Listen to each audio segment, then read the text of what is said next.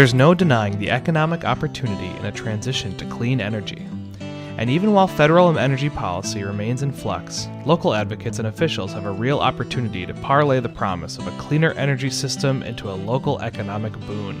Getting there is a matter of recognizing the potential for clean energy growth, the compelling benefits of local ownership, and the right local policies to make it all happen. Our own John Farrell, who heads the Energy Democracy Initiative at the Institute for Local Self-Reliance and also hosts this podcast, recently delivered a keynote address for AERO, or the Alternative Energy Resources Organization, in Butte, Montana. In this special episode of Local Energy Rules, we bring you a recording of his presentation. You can find John's slides to follow along at ilsr.org. Otherwise, you can just listen in. Fair warning, the audio quality is a little off, but we hope you enjoy the presentation anyway. This is Local Energy Rules, a podcast sharing powerful stories about local renewable energy. And now, here's John. It's my deep happiness to be able to present John Farrell to you tonight to talk about his perspective on the developments in energy and community solar. Thank you very much.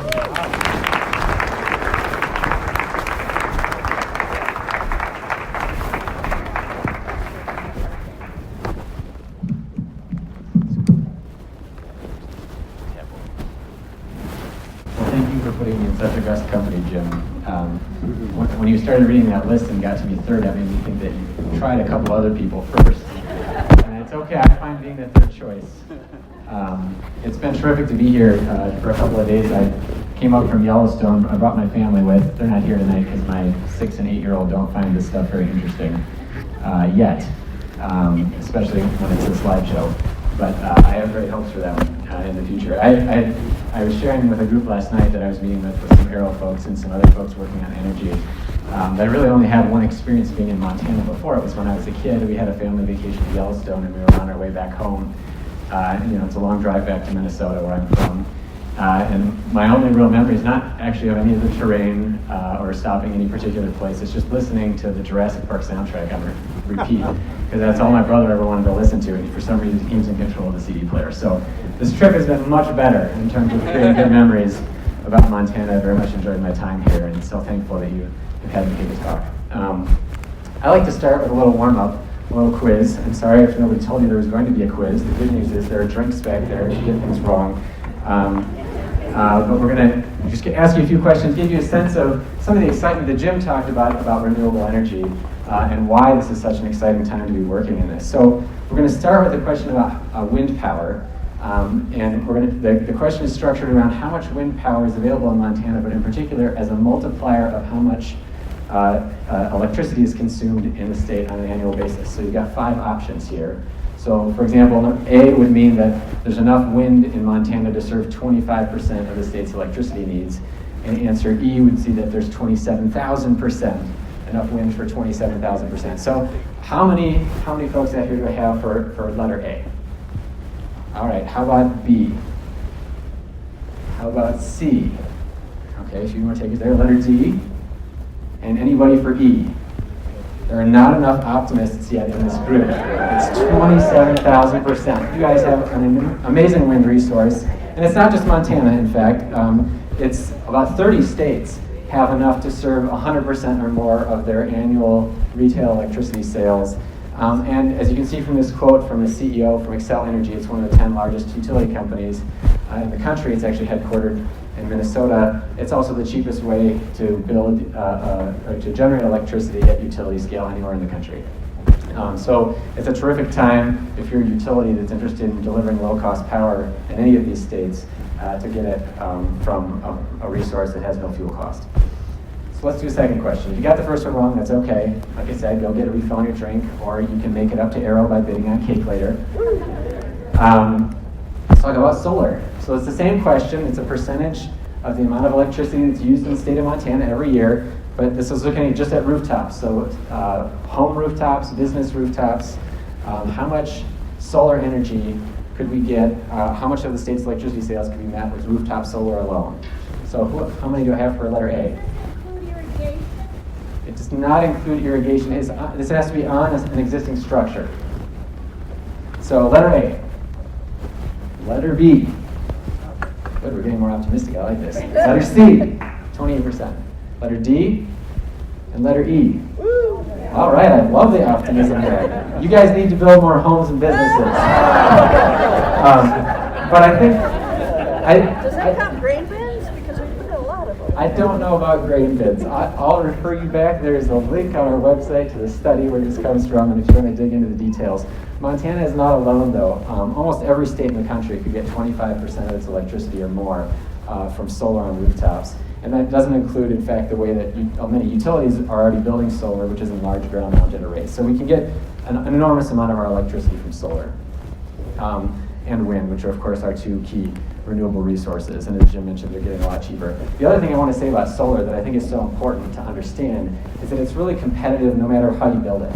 So there's a lot of information in this chart, and I'm sorry, we like to make really detailed and informative charts here. The important part is that we're talking about solar at different scales. So on the left-hand side, you have solar on a rooftop, like Jim was talking about on his home. On the right-hand side, you have solar that's built to compete with a fossil fuel power plant. And the blue bars represent the difference, the savings you get from building solar at any of those scales. And so the idea here is that you can see that there are savings at the small scale, at the retail level on a home. There are savings when you build it and put it on a business in the middle, and there are savings when you build it very large. And the reason that this is important is a lot of times we get into debates about, well, what's the cheapest resource? Is it wind? Is it solar? And the question is, well, it depends. Where is it that you're building that resource, and where is it delivering that energy? So I'm not going to get too much into that detail of the stuff that we energy wonks like to argue about, but suffice to say, solar is really a key element of the energy revolution that's taking place. With that, I want to give a little background about the Institute for Local Self-Reliance. So we're almost the same age as AERO. We were founded in 1974 out of Washington, D.C. One of our first reports was actually about one of the first factories that built solar cells for what they call terrestrial applications, which is to say, not for the space program. So we've been focused on this for a long time. And the mission of our work and of my work on energy democracy is really to see this transformation take place, to move from a system that we call energy monopoly, where you have a one-way flow of energy from large and often very dirty power plants to customers, to a two-way flow. And so you see the colors changing here. In the bottom right, you have energy from solar and from wind, and it's being transacted between different folks. It's going into electric vehicles or energy storage, and the role of that big power plant and that big utility has shrunk significantly. And that really fits in with the way the technology is changing. So there's a lot of exciting things happening with renewable energy, and that's why we focus on this transition to what we call energy democracy. I wanted to share a little story about a group that has, I think, represents the aspirations of a lot of folks across the country to take advantage of this technological change. They're based in Keene, New Hampshire, a relatively small town in the northern part. Oh, hello, all right. Hello, Keene. There was a food co-op there that was interested in renewable energy. There were a number of folks in the community interested in seeing a solar array built in the community, a community-based solar array. And what they said was, well, how can we make this happen? And so they got together about 10 or 15 investors that put up several $1,000s. They worked with the co-op to get the co-op to put in some money as sort of a pre-purchase of electricity. They put the solar on the co-op. And then they signed a long-term contract to sell power to that food co-op. And they used a local installation firm. All of the owners of that array live in the community and serving that local co-op, which now gets electricity at a terrific discount for many, many years, and will not face the threat of increased electricity prices from buying from the utility. And I think that, frankly, this represents what communities across the country want to do. They want to see this combination of local things happening, local ownership of their energy, using local talent, helping build local jobs. But the truth is that, unfortunately, that there's some challenges with doing it in this model. So again, information-rich chart warning. There are sort of three things that are important here. One is that a lot of the institutions that we want to use to do this kind of community-based energy system are nonprofits, or they're churches, or they're community organizations like AERO, or the Institute for Local Self-Reliance, or they're cities and public buildings. And those guys are in the left-hand column here. And they can't take tax credits or depreciation, which is the form that we offer incentives for renewable energy in this country. And so it's actually more difficult for community-based institutions than any other to make this kind of thing happen. On the other hand, on the far right-hand side, you have, like, if a Walmart put solar on the roof, They are a big corporation, they pay a lot of taxes, and they can take tax incentives. And so solar for them is actually a lot cheaper than it is for these community-based institutions. And in the middle you have a number of different ways that communities have tried to make it work, working with private parties who could take the tax credits. But there are always some transaction costs. That private party wants a nice return on investment for giving some of their capital and for getting the tax credits. And so it never quite works out as well as we would like. So one of the problems we have is actually at the federal level with the way that we structure incentives. And I'll get into a little bit later how we get around some of those problems. A second issue we have is with the Securities and Exchange Commission. And I say this sort of with an asterisk, which is to say that I don't have a problem with the Securities and Exchange Commission. The idea is to protect investors from frauds like Bernie Madoff and pyramid schemes and Ponzi schemes and all that kind of thing.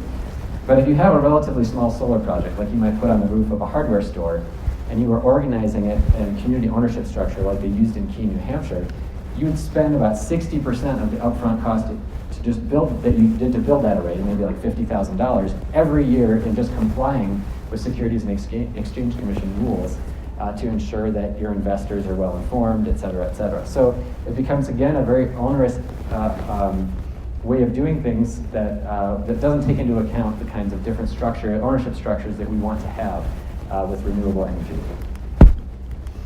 And the third thing is that there are sort of limits to sharing energy. So one of the final things that's interesting for a lot of people about community energy is, well, how can we share it? You know, how can we build that solar array on that food co-op, but how could all of us like own one of those panels and share some of that electricity? And unfortunately, the rules in most states make it very difficult to do.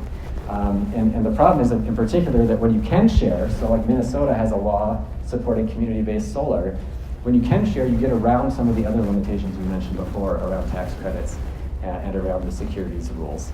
And so that's one of the really important policies that we need to see that can make things happen. So there are three fairly significant barriers, but ones that we are working to overcome. But I think are important to give some context for, in the nature of all this excitement of what's going on, that unfortunately there are still limitations. The one thing I did want to mention that I thought was pretty cool, because this is not true in most states where I go to give talks, is that folks in Montana have already talked about this notion of community ownership. In fact, you have a law requiring utilities to buy renewable energy from community-owned projects. It sounds like just like in Minnesota where we have a law like that, it's sort of hard to figure out how to enforce a law like that and to make sure that there is in fact verifiable community ownership. But it was exciting to me to see that folks here already care about that. You already have a piece of legislation that supports this notion. Now the scale at which this is multiple megawatts, which is different than that kind of rooftop of a hardware store or a food co-op. But I think it's a very exciting thing to be able to sink your teeth into and say, hey, we're already looking at this from the right perspective. So in this context of all of the renewable energy potential that we showed in those first slides, in terms of our quiz, and in terms of the challenges that we face now, the thing I really want to highlight in this next section here is about how we need to get ready for the changes that are coming, because the pace of change is accelerating really, really fast. And it's really, really exciting. So this chart is what I like to call the pole and streamers. So all of those streamers that go off to the right there are forecasts by the World Energy Organization or the Federal Energy Information Administration. So the big agencies serving both international and national government of the growth of solar power. And these go back about a decade. And you can see that each one is pretty much like, yeah, we're going to continue at a pretty steady pace. The black line, the pole, is the actual growth of solar energy. So they're really, really bad at predicting how cost-effective renewable energy is. I think this chart is important for two reasons. One is to take with a grain of salt official predictions about how fast this stuff can grow. Because the thing that is exciting about solar panels in particular is not only the fact that you can own them and stick them just about anywhere, but the fact that you can mass produce them. It's like the Model T was for automobiles, that mass production is what really drove down the cost. And you'll see that with some other technologies that are really feeding into this. So solar is growing super fast. In the United States last year, we had a solar installation every 60 seconds. I'm not quite exactly sure how long I've been up here, but we've seen some solar installed since I got up here and started talking, which is very exciting. And it's growing so quickly that there are some estimates now that solar PV could provide fully half of global electricity by 2050. So in 30 years, half of all the energy that we use could be coming from solar. So it's very, very exciting how quickly it's moving. We're also seeing that movement with wind energy. Wind power is 2/3 cheaper than it was just 7 years ago. And there are forecasts that by 2030, which I keep reminding myself is actually 13 years away now, it used to seem like it was really far away, they're predicting that electricity from wind energy would be not just cheaper than that of any other fossil fuel, it will be cheaper than the fuel alone for a natural gas power plant. So that ignores like your labor costs and your maintenance and everything else. So this stuff is going to get, not only is it cost effective now, it's going to get so cheap there will be no point in building anything else to serve our energy needs. And the third technology that's important to talk about is batteries. And this chart makes me smile because it is sort of another version of that pole and streamers chart that I mentioned about earlier in terms of official projections. So this chart came out in 2013. It was 3 fairly well-respected agencies predicting the way that battery costs were going to go down over the next few years. And that's what the actual cost was in 2016 for batteries, 50% lower than the most ambitious forecast. And it makes sense when you think about it. Batteries are in smartphones, they're in laptops, so now we're putting them in cars. Tesla is building a gigafactory, or has completed their gigafactory that doubled the world production of lithium-ion batteries. Once we can mass produce this stuff, it gets cheaper really fast. And batteries in particular are going to be important for what I'm going to talk about a little bit later, about the implications for ownership and the choices that we have in our energy system. So we have this enormous opportunity in terms of where and how much renewables can serve our needs. And we have this change that is accelerating incredibly fast in the electricity system. The next thing I want to talk about here is how that change is really jumping the boundaries of our different economic sectors. So up until the last couple of years, we've mostly been talking about the electricity sector, which is about 1/3 of our total energy use, and the rest is for building, heating, and for transportation. But what's been happening in the last few years is that we're jumping boundaries. So the Nissan Leaf, which is one of the first kind of commercially available electric cars, the first one that came out had like an 85-mile range or something like that. They just came out with a new model for 2018. It has double the range, but it's the same exact price. So again, when we talk about the technological change in batteries or in solar, the technologies that are going to fuel transportation are also getting really cheap really quickly. The thing I thought of, we talked at the group I met with last night, we mentioned electric vehicles, and folks were like, well, yeah, but in Montana the distances are really long. I think one thing that is important to keep in mind is a lot of households are like mine. We have 2 cars. So one of our cars is our long-range car, because my wife's family lives 250 miles away, and we like to go there, visit there fairly often and whatnot. And the other car is the one that we use for commuting around town to our jobs and whatnot, and is saving a bunch of money. In fact, an electric vehicle is forecast, if you own it for 10 years, can save you about $10,000 over the cost of a comparable gasoline car, even including the cost of a replacement battery. And that's in part because there are 100 times fewer moving parts in the drivetrain than an electric vehicle. Out of the top 10 repairs done on most cars in the United States, 0 of them apply to electric cars. And so owning an electric vehicle is not just about changing the fuel source, it's about completely changing the idea of our transportation.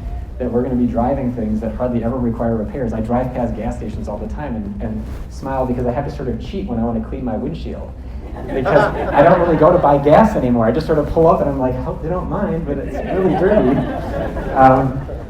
That's the kind of thing that's going to motivate people to change here, is that they're going to be able to take advantage of something that is just cost effective, frankly. It's not going to be about making, like with a Prius, somewhat of an environmental statement. It's going to be making an economic statement, or even a statement, if you've seen, you should Google it, the Tesla 0 to 60 videos, and just watch the faces of the people in those videos when they get in a car that it can accelerate that fast. It's really amazing. The other thing I want to say about jumping boundaries is that this also applies to building heating, which is kind of the last big sector. So Montana's a cold state, Minnesota's a cold state. I never thought I'd be heating my house with anything other than natural gas. I thought maybe I could buy a really, really efficient furnace and I could put in a lot of insulation. I could lower my bill really far. But we've been having some interesting conversations, and I'll talk a little bit more about this within the climate-related work in the city of Minneapolis, about the fact that we probably can't reach our climate goals if we keep using gas to heat buildings. And the truth is that there are actually already air source heat pumps, which are sort of drop-in replacements for natural gas furnaces, for the most part. Not going to get too much into weeds there. But I'm a big optimist about the fact that if we can figure out how to mass produce these things, like we can with batteries and solar panels and whatnot, and we have lots of homes to start with that are not on natural gas, but you could take propane, for example, or other fuels right now, heat pumps are where the future of that is at. And we're going to see that electricity opportunity jump yet another boundary. And the thing that's super exciting to me about that is that you can use then that renewable electricity that we can generate anywhere for just about every item that we use energy for, whether it's heating our buildings or fueling our vehicles or providing electricity for our gadgets and our appliances. And ultimately, what we end up talking about then is, and I love this image, is that we're talking about cutting the cord. So in the same way that people switched from having landline phones to having just cell phones, that we're talking about people having really the ultimate level of control over their energy use in a way they never have before. I mean, 20 years ago, there was really only one way to get electricity, and that was to take it from the utility company. And now we're talking about different levels of being able to cut the cord. And it's not complete. We're not talking most people about going off grid, although we're talking about that more now than I've ever heard of in the time that I've been working on this. But it is the implication and that potential that sets us up for changing the way that the system works. So Hawaii is a great example of this. Hawaii is an island. They have for many, many years imported enormous amounts of oil to power their electricity system, not just their transportation system. Something like 80 to 90% of their electricity was generated with oil as recently as a decade ago. It's also, for example, what's going on in Puerto Rico is that almost all of their power plants were oil fired. And so what it meant was that solar was super economical for people in Hawaii. So now about 15 to 20% of homes in Hawaii have solar arrays already. But the implications of the way that the technology is growing and accelerating is that they're going to be able to go from using about half of that energy on site, because the issue is, of course, solar is best at around noontime, and a lot of people go to work and are at home and using energy at noon. But with smart thermostats and timers and electric vehicles or batteries, people can raise that up to as much as 90% of the energy that they produce they can use in their own home. And the implication for that is that they're going to buy even less from the utility company. And so the exciting thing about this for me is not that we say to the utility, we don't need you anymore, but we can say to the utility, what's the value you provide to us now? And we can flip that question around from what it has been for 100 years. The last thing I want to say about this is in terms of battery technology in particular, this is about commercial customers. So if you're your utility bill in your home has just usually an energy charge on it, which is you pay a certain amount, 10 cents per kilowatt hour of electricity you use. For a commercial customer, they have two pieces of the bill. One is based on the most that they use in one particular hour of a month, and then the other one is based on the amount of actual energy they use. And the implication for batteries here that's really exciting is that batteries allow you to affect that one particular hour. And all of the places in dark red are places where there are hundreds of thousands of business customers who can already affordably, it would make economic sense for them to buy a battery right now from Tesla or whoever else will sell it to them in order to cut down that portion of their electric bill. And it's going to spread really fast. There are even some customers in Montana and the Dakotas, places where there's typically been very cheap electricity, because this is about the structure that utilities use for their rates. So I don't want to get too much into the weeds there, but because this gets more into things that energy wonks are really excited about than average people. But suffice to say that the technology is really changing in really remarkable ways. What we're going to be able to do. Why do we can't see the color of it? Good point.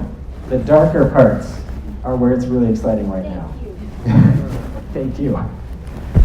So who's going to lead in this transition? When we talk about all of that renewable energy potential that we did in the first couple of questions, or when we talk about how it's accelerating in terms of the change that's happening, the question is who's going to lead in that transition? Is it going to be the utility company? And for this, I think of a story. This happened to me about 3 years ago. I was invited to speak in Tucson. They were really excited. Tucson is basically ground zero for the best solar resource in the entire country. And yet their utility company had just put together a resource plan that essentially said, we're going to build lots and lots of natural gas and maybe a little bit of solar. And it didn't make economic sense, it didn't make environmental sense, and there were a whole bunch of the problems with it. Anyway, I was invited down there to talk, and at one of the talks, they didn't tell me, but they had a utility guy in the audience, and they gave him a chance to stand up afterwards and say, well, what did you think of that? And the good news is, he didn't challenge any of my facts, which was exciting. But the other thing he did is he kind of went off on an explanation of why it was that they weren't going to do what the community wanted. And this quote kind of encompassed what it was, which is to say that they were very culturally conservative, not politically conservative, but this is the way they'd done the business for 100 years, and that's the way that they were going to do the business going forward. And so they really weren't set up to do anything any different, to take advantage of all these things that are now changing so quickly. I mean, when we talk about the time frame for utilities, monopoly utility companies that, have state regulation, is true in Montana and Minnesota and 30 other states, put together a 15-year resource plan, and then they update it usually every 3 or 4 years or something like that. They're not thinking about how fast technology is changing things right under their feet. I mean, if you're planning to build a power plant 10 years from now in one of those resource plans, there's no possible way it's going to be economical compared to the renewable energy alternatives to it. And so that quote in particular really stuck out to me about thinking about how utilities are, even if we wanted them to be the agents of change, I don't think they're prepared to do it. And it really gets us this issue of disruption. So I think about this a lot when I think about phones. So I mentioned before the issue of landlines and cord cutting and whatnot. And it's a great analogy for how this whole thing is playing out, because I think about my kids who are 6 and 8. And it's true that Grammy has one of these at home in the basement somewhere, which they have been able to see, and it actually still has a dial tone. But ignoring that for the second, if you ask my kids or any other kid their age what a phone is a thing that has videos and video chats, and I can play games on, and my dad doesn't let me use it often enough. So they have no idea the level of disruption that we've seen in that technology, over the past 10 to 20 years. So I just want to ask a question about that, actually, to give people a sense for how much this played out. So go ahead and raise your hand if you have a smartphone. Now keep your hand in the air if that smartphone was manufactured by your landline phone company. I have actually had people keep their hand in the air before, which is always amazing. I'm not sure that they were honest. But I think this highlights again what that utility fellow in Tucson told me, which is that they're just not prepared to innovate. The innovation in our energy system is coming from the outside, not from the inside. And that has enormous and very serious implications for the way that we need to structure the rules and for ownership for the system. And as Abraham Lincoln once said, monopolies don't innovate. Actually, I don't know that he said that.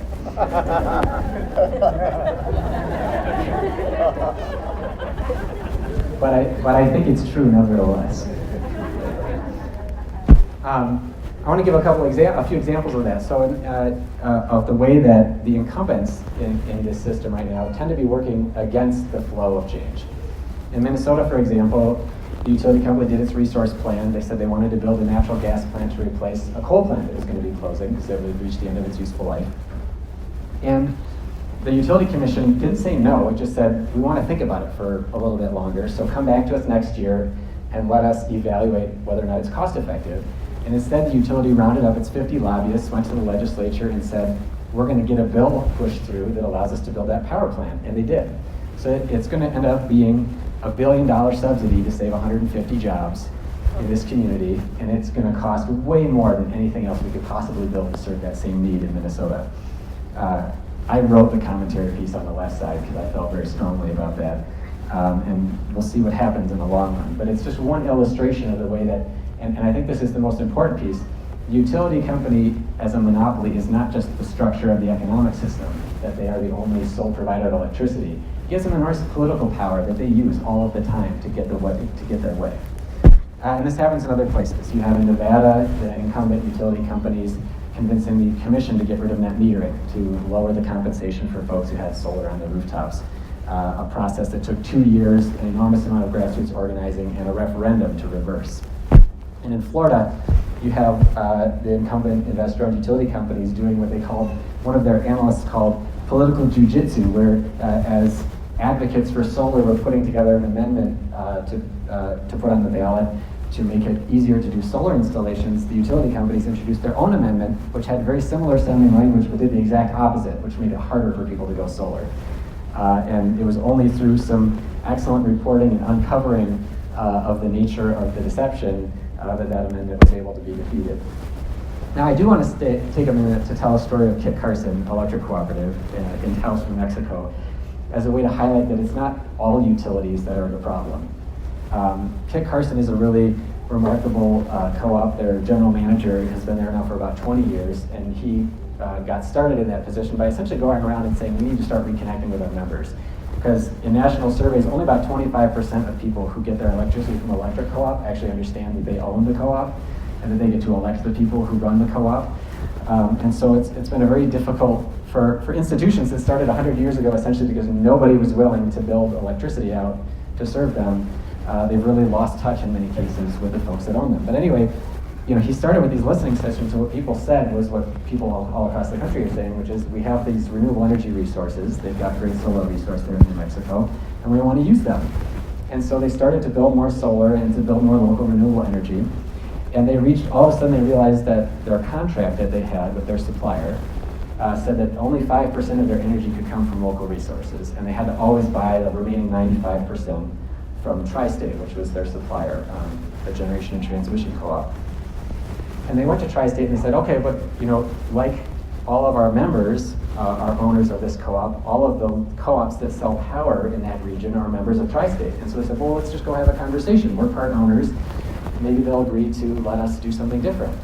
And they went back and forth, and they couldn't get anywhere. And finally what they ended up having to say was, we need to get out of this relationship. It's not working for us anymore. We need to have the flexibility to build local generation, to get cheaper electricity, et cetera.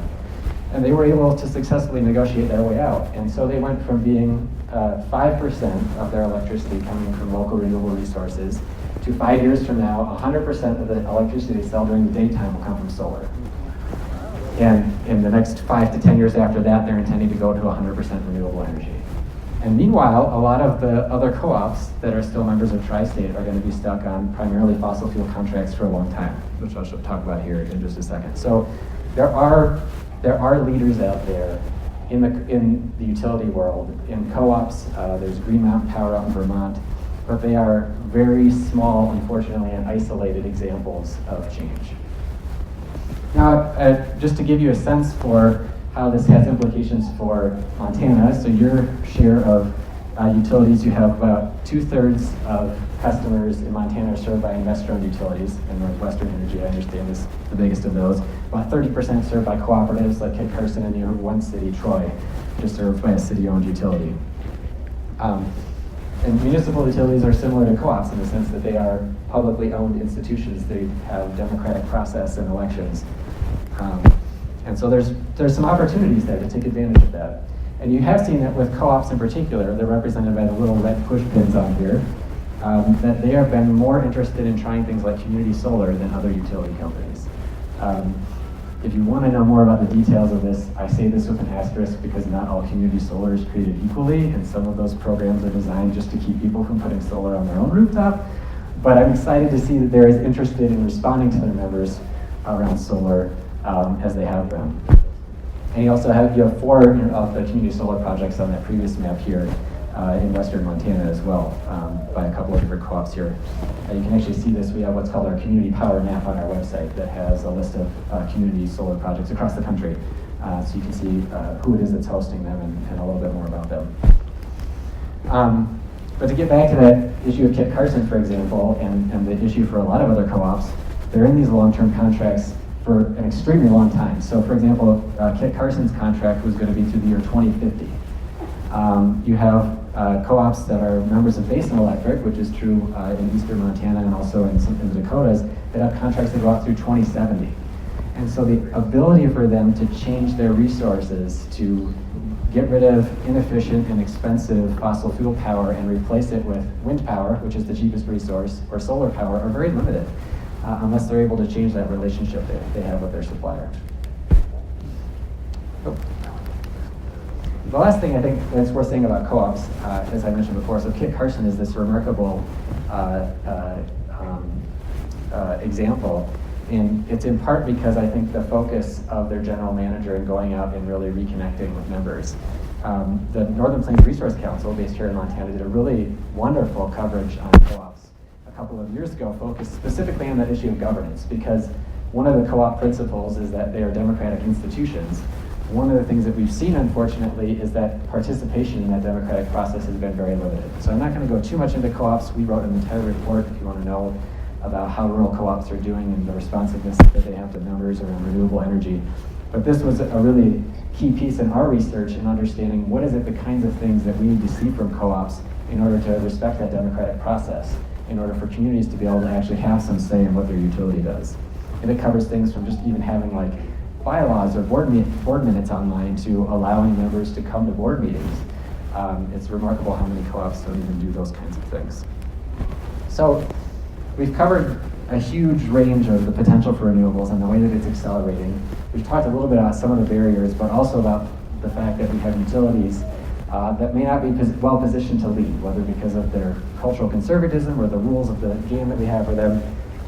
One last thing that I want to share in terms of kind of an anecdote or a metaphor for describing the situation we're in is that so much of our focus in renewable energy up until now has been around policy, in particular at the state level. And that's appropriate because that's where we can set policy.